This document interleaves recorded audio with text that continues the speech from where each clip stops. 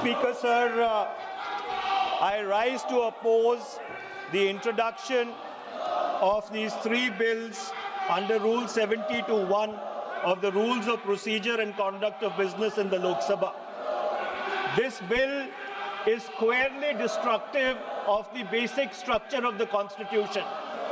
अध्यक्ष महोदय, भारत का संविधान का जो मूलभूत ढांचा है वो ये कहता है कि कानून का राज होना चाहिए.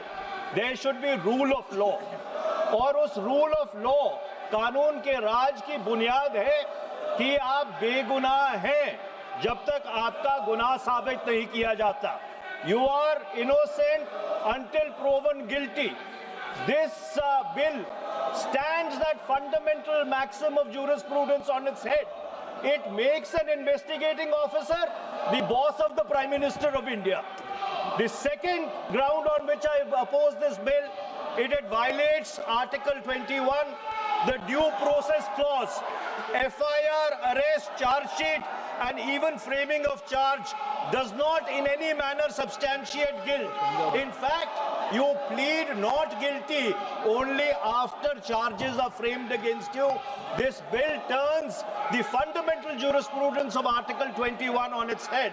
Number three, it distorts parliamentary democracy, which is again basic structure, by displacing will of the people through mere custody, bereft of judicial determination.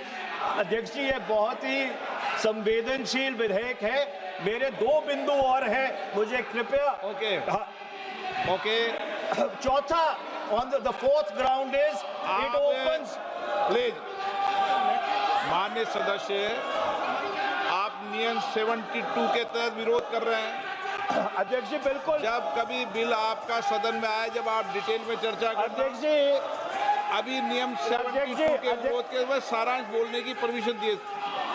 जो रूल 72 है वो दो चीज कहता है. एक लेजिस्लेटिव कॉम्पिटेंस, एक general opposition of the bill, जिसकी स्वीकृति आप दे सकते हैं.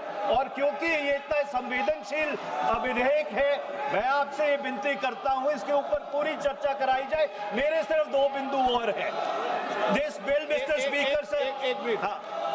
आपने कानूनन बात की तो कानून ये भी है कि 72 उसके बाद भी अलाउ करता हूं, लेकिन संक्षिप्त में. बिल्कुल संक्षिप्त में अध्यक्ष जी. आपको डिटेल में चर्चा मेरे सिर्फ दो बिंदु और हैं.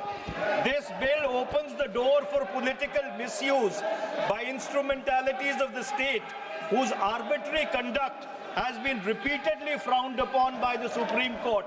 And finally, it throws all existing constitutional safeguards to the winds. Collective responsibility, judicial review, no confidence motion, and disqualification and conviction. And this makes this amendment excessive, unnecessary, and unconstitutional. इसलिए मैं इन तीनों विधेयकों का पुरजोर विरोध करता हूं और गृह मंत्री से मैं ये आग्रह करना चाहता हूं कि ये तीनों विधेयकों को वापस लिया जाए.